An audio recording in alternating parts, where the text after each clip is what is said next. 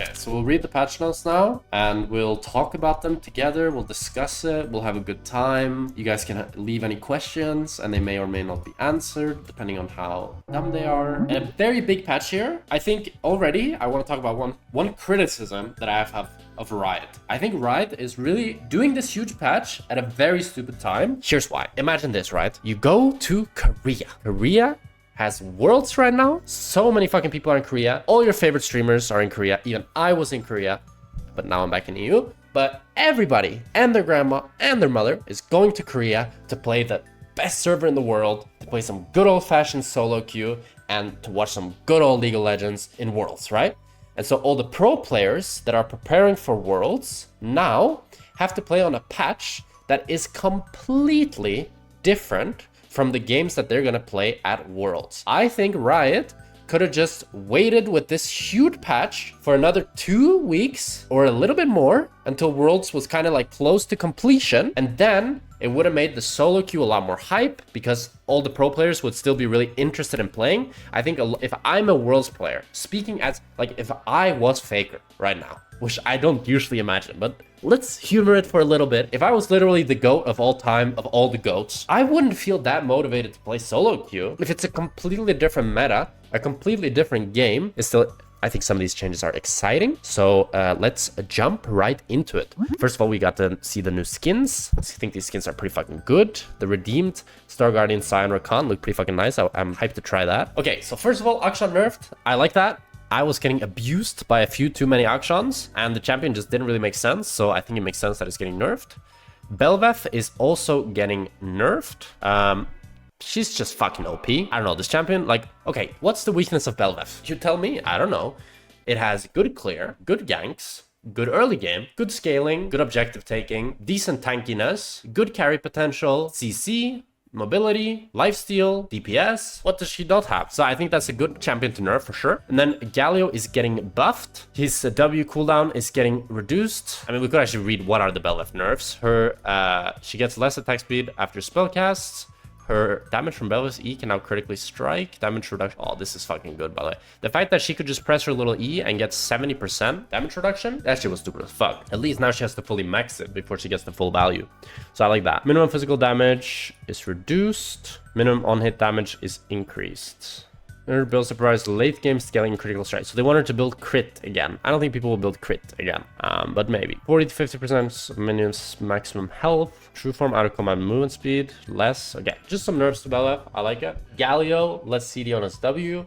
Less CD on his shield out of combat. Jinx had a blast at MSI this year. Bruh, this shit is just getting cringier and cringier. So her health is going up. Passive stacks. I remember I used to be a kid and I used to always read all of these, and I'd get into it, you know. I'd like, right, get excited. Yeah, I'm excited. Like a patch now because we have a get excited buff that players should really appreciate, alongside a little extra explosive power in her super mega def rocket. Okay, so base health up. She has more health per level. That's nice. She was pretty squishy. Stacks on stacks. This is maybe the biggest change. Maybe the biggest change. She now can stack her passive attack speed. So she can get insane attack speed if she gets like 2 assists, for example, or 2 kills. And this will make her do so much more damage in fights and just pop off way harder once she pops off. Our super mega def rocket. The cooldown is buffed 5 seconds at every rank, and the minimum damage is also increased, and the maximum damage increased. Overall, pretty big buffs. I played 4 Jinx games, and she felt pretty good. You can definitely feel that she's a bit stronger. Her ult does a little bit more, and it has a lot lower cooldown at all ranks. Like, you can tell that it's a little bit lower cooldown. And then Cassante.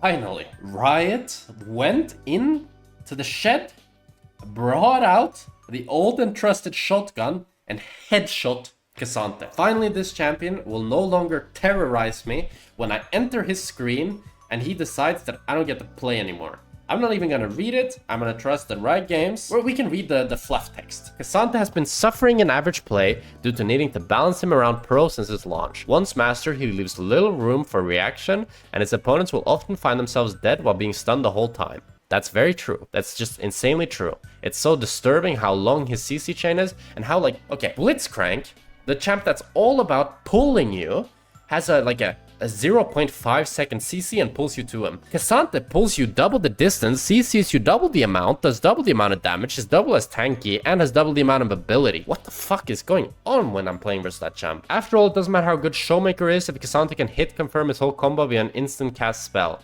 See? Like, replace that with Jackspektra, and you're really talking here. Meanwhile, most players won't even know what that means. Do you guys know what that means? Are they mean like most people don't know the Q3 flash, or does it mean that people don't know about like Showmaker copy pasta? I'm not sure which one he means. The changes here probably serve two goals. The first is to slow down the beginning of K'Sante's combos. If you don't know the K'Sante meme, are you a real person? Or are you an AI sent by Riot Games to ruin my games? I'm not sure which one you are. Pathmaker now has a minimum channel time and he cannot flash during Q3. Both these changes. Okay, so he can't tap his W. Like he could tap W to like CC chain. If these more difficult skills lines, K'Sante combos his abilities together just before. The second set of goals aim to give K'Sante stronger overall abilities now that his counterplay has been improved.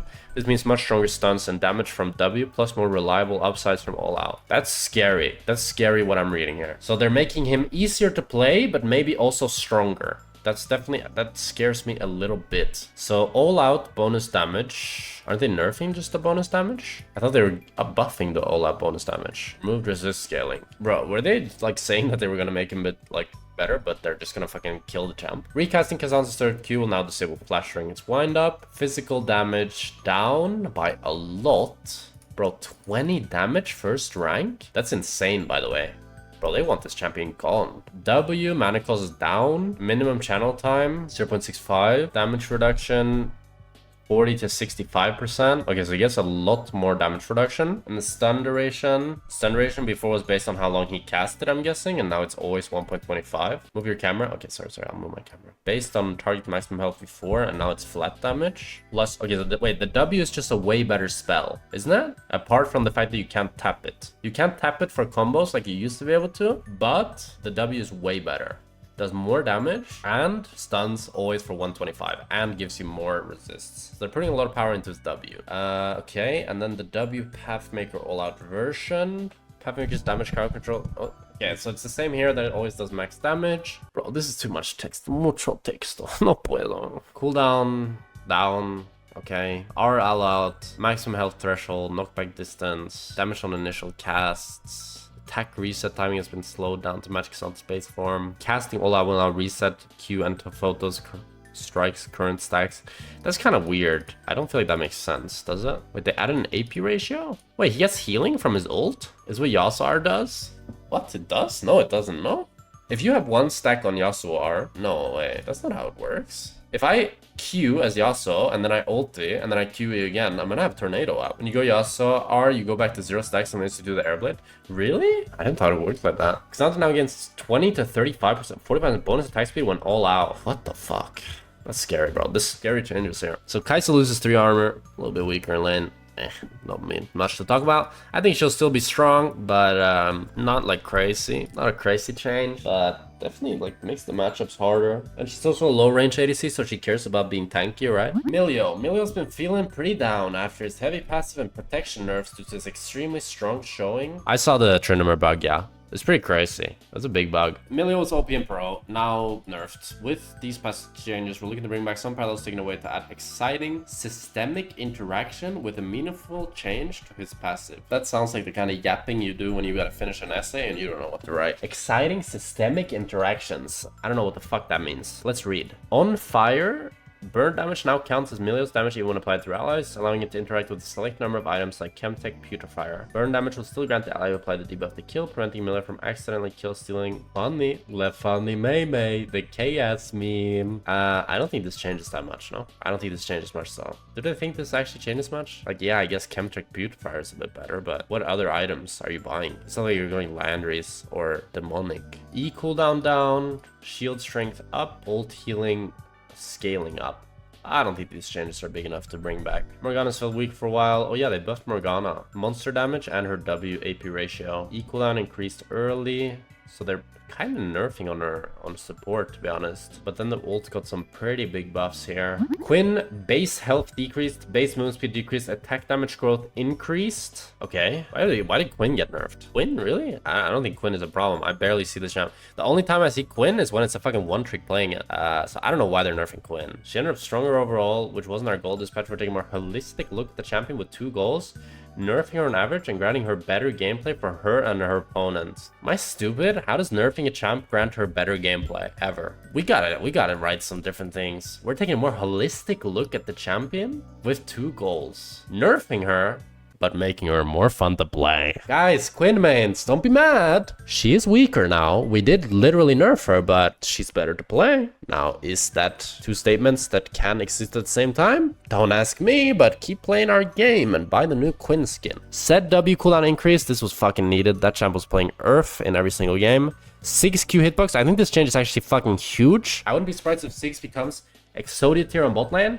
Because like now his Q is actually a skill shot that is skilled because you can actually land it. I need to play it, and I guess giving her base AD makes her more ADC fun. But the thing is, anybody with a brain is like, oh, she gets some attack damage growth. Brother, she gets 1 AD at like level 10. Have you ever thought if I had 1 more AD at level 10, I'd be more useful? Nobody's ever thought that. So yeah, 6 I think will maybe be Exodia tier. I need to play this, but I hope he's not too Exodia tier because this champion is not skilled. Like, this champ is just not skilled, by the way. This is disgusting. You just fucking, you Q the wave, you press your E, you just wave clear so easily. This champ's kind of fun to play, but it's not fun to play versus. So I hope it's not too OP. Lightning Jewel buff, Duskblade nerf. Oh wait, no, is it a nerf? It is actually getting nerfed. Why is Duskblade getting nerfed? What's Riot tripping, bro? I mean, if I was an assassin main, I would unironically be pretty fucking angry. Like, if I was an assassin main, Riot just fucked me so disgustingly hard. I'm happy I'm an ADC main, because at least I got Freak, you know? I got the homie. I can give him a little call, like, bro, the Jinx is not feeling strong enough on this patch. We need some buffs. But the assassin mains, like, first, okay, I'll keep it real. At first, with, like, the new assassin items, they were OP as fuck.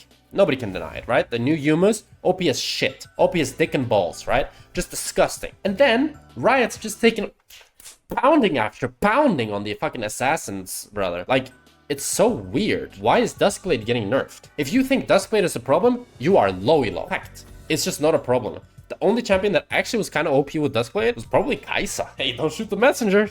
Don't shoot the messenger. But probably. Like, I don't think that...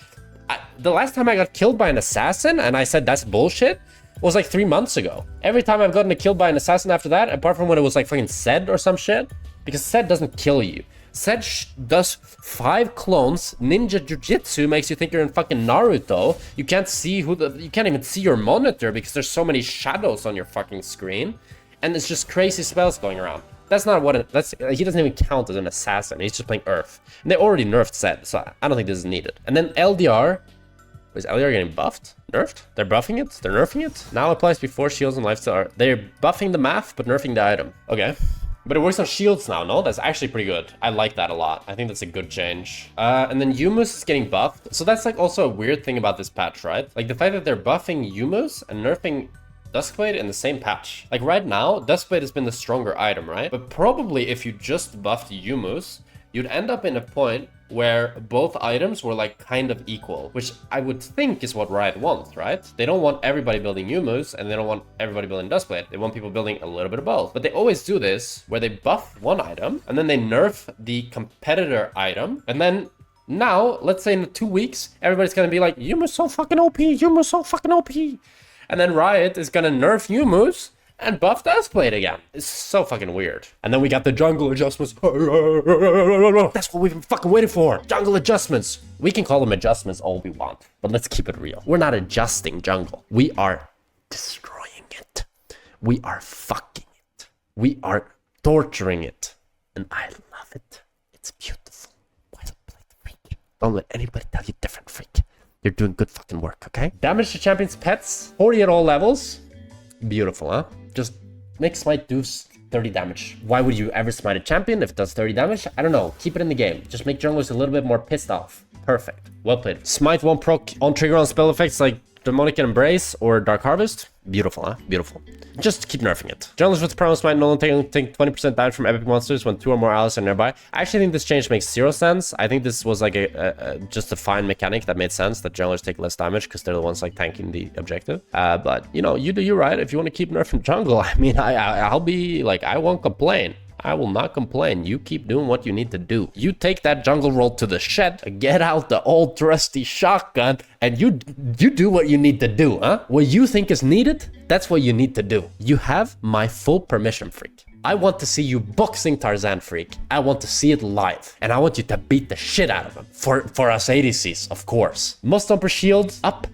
But it no longer grants tenacity or slow resistance. Big nerf to Moss Stomper. I hate Moss Stomper. Everybody hates Moss Stomper. They nerfed all 3 smites, essentially. And they also buffed all of the camp's healths to make them harder to clear. And, you know, the junglers, maybe they needed some more challenge in the PvE section because it was a little bit too easy for them. So yeah, now all of the monsters are a little bit tankier. The Rift Scuttle is also tankier. The gold given is also a little bit less, a little bit more, and the XP given is a little bit more. Krugs give a little bit more XP as well. And then monster attack damage and champion clear health for taking swing, etc. So monsters also do more damage, so you take more damage. It's just good stuff right here. We'll get back to it after the game, just to like jerk off a little bit to these changes, you know, like slow stroke it a little bit. So jungle is getting gutted. Monster attack damage and champion clear health. With this list of changes, we're taking a small swing at the shape of jungle clears. We have a few goals here. First, we're trying to limit the degree that junglers can fully heal from a short trip to their jungle. I think that's a good change. I hated the fact that junglers could use a camp like a health bot, get instantly back to full HP. Capping the pet heal per second and converting the monster kill health into percent diminishing health should help keep junglers from easily healing back up to full,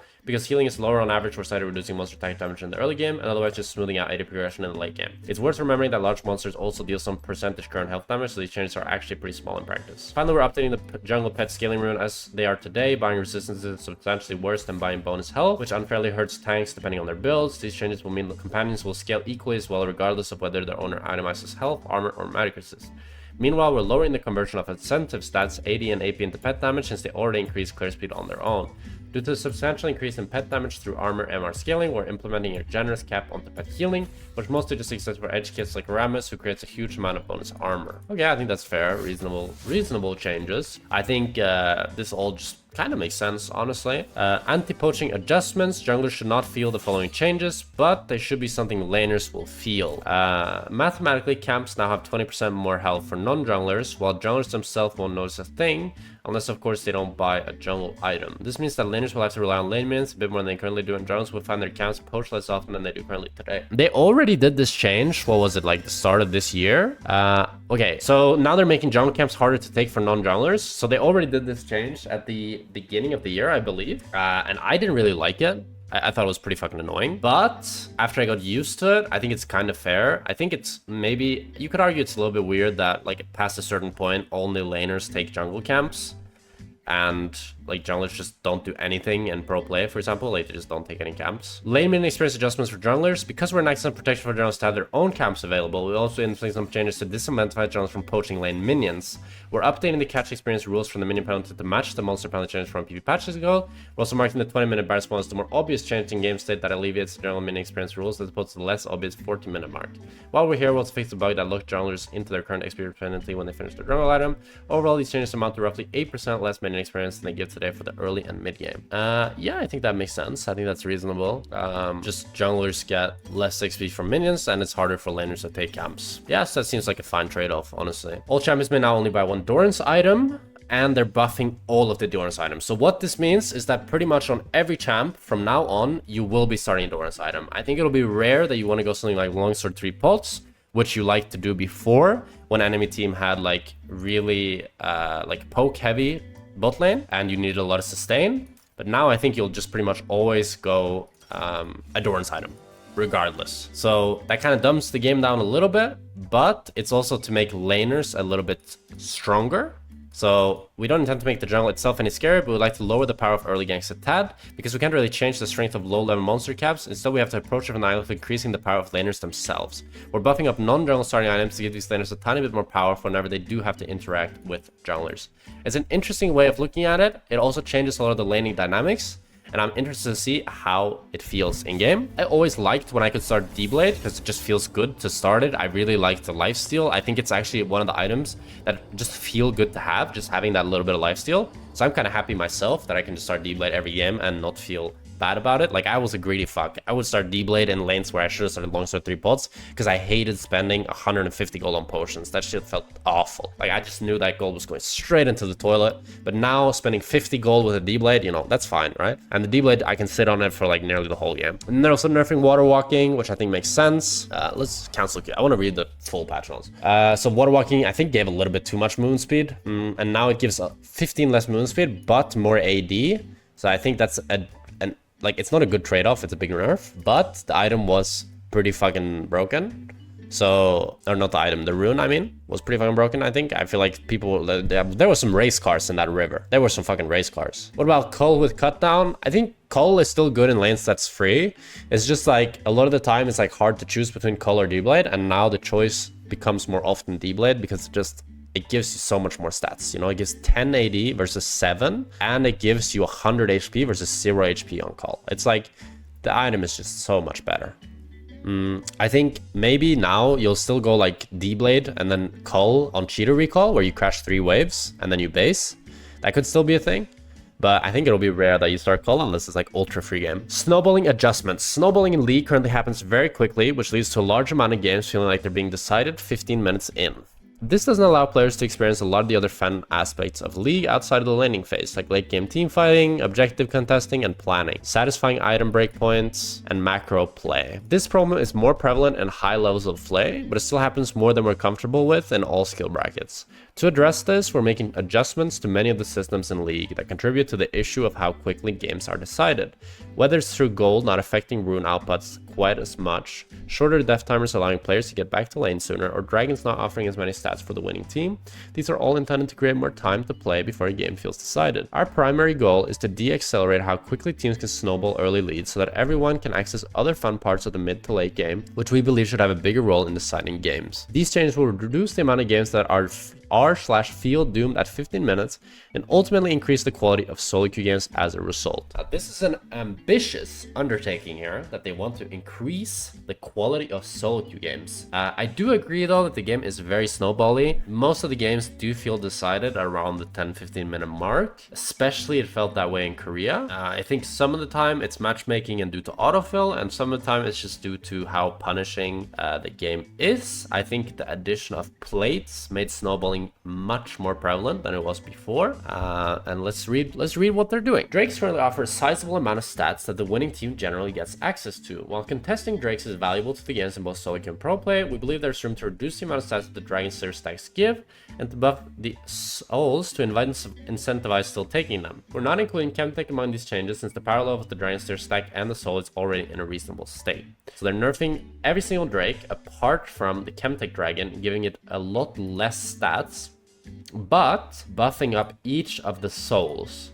So this is so that if you have 2 or 3 dragons, you're not that much stronger than the other team, but if you're able to get the soul, you're a lot stronger than the enemy team. I think this change, it makes sense, but it also feels kind of bad. I feel like the fact that you're taking an objective for the future of getting a soul doesn't feel the best. Like taking a dragon that you feel like is worthless. Like a lot of these stats are pretty worthless, like 3% attack damage and ability power. That's very little, right? And taking a dragon that you don't feel like gives you anything, just so you can have access to the soul later on, that's not a very satisfying gameplay mechanic. But I do understand that by doing this, it makes you less able to snowball off of individual drakes and more about getting to the soul, which I guess is more exciting and more of a gameplay thematic there. Rift Herald contributes plenty to snowball game states due to a large amount of gold on kill, the empowered recall, and the Herald itself solidifying leads. Not to mention the tower play gold it can potentially secure. We believe there's room to reduce the amount of reward that it gives, and we're targeting a local amount to limit the amount of gold the general receives while installing it when taking it with a teammate. Makes sense, it was giving so much fucking gold. Baron is currently too reliable to take safely and too fast to burst down to the increased damage.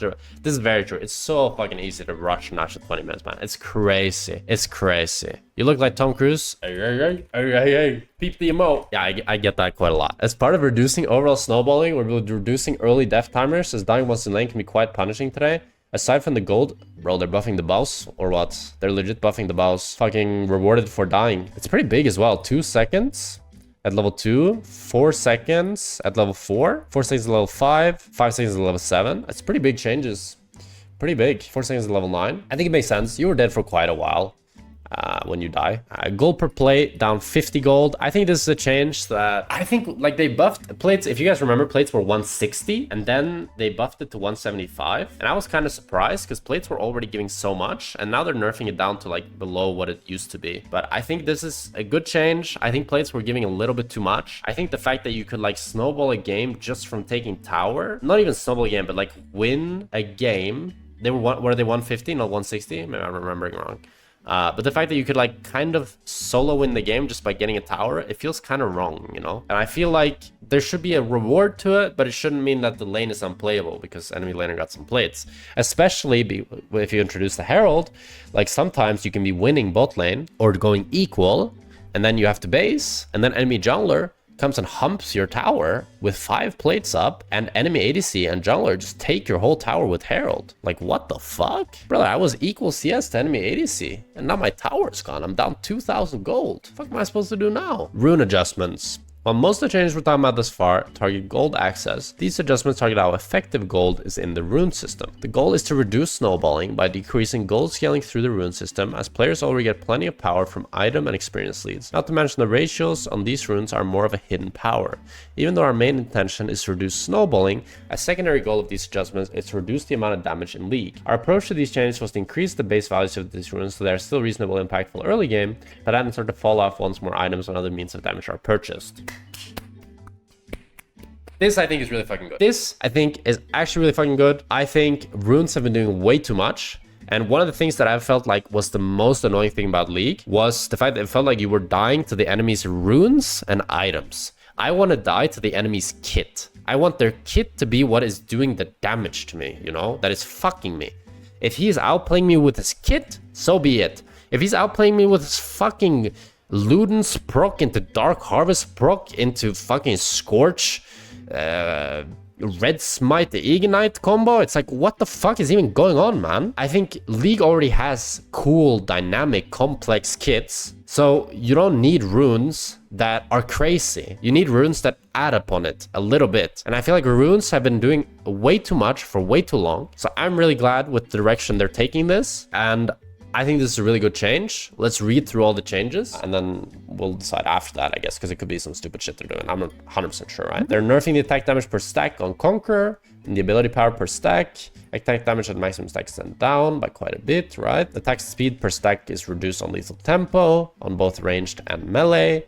Electrocute damage is up base, but down a ton scaling wise. 30% less bonus AD scaling, 20% less AP scaling. Dark Harvest base up by a bit and the scaling down by a lot. So pretty much all of what they're saying, right? They're buffing the base values, nerfing the scaling values. Overall, I really like these changes. I think it's some pretty good stuff. I feel like runes have been in a state for quite some time now where we all kind of got used to it, but they were just doing a little bit too much. Overall, I'm pretty happy with the changes. I don't think jungle, like the jungle changes, I'm not sure about. I'm always down for a jungle nerf. I won't complain. I don't know if the way they did it is the right way to do it. I think the champions that they nerfed and buffed are pretty fair. I think Ziggs probably shouldn't be buffed, and I'm a bit worried that he'll be OP.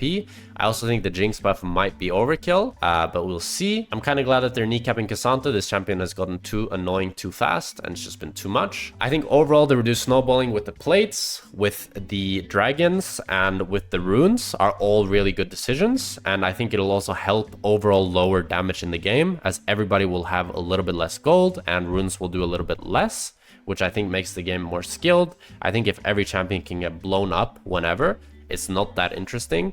And if there's some more strategy to it and if fights are a little bit slower paced, then they can be a lot more fun. I don't know if you guys remember the durability patch, but I thought that made the game a lot better, because before that everybody was just getting one shot on repeat, and I didn't think that was so fun. And it seems like they're kind of trying to return to that with these changes. And yeah, overall I'm really excited for this patch to play more games on it, and I feel like they did a good job, honestly. I think the jungle changes might be bad because they seem a bit weird, to be honest, but I feel like they've got some good ideas. To be honest, before I read these patch notes, I thought minute the changes they were doing were stupid as fuck, But after reading the changes and reading the reasoning, I kind of agree with a lot of it. Freak's kind of the GOAT. He's kind of the throw GOAT. What can I say? Like, he knows how to get it done. That's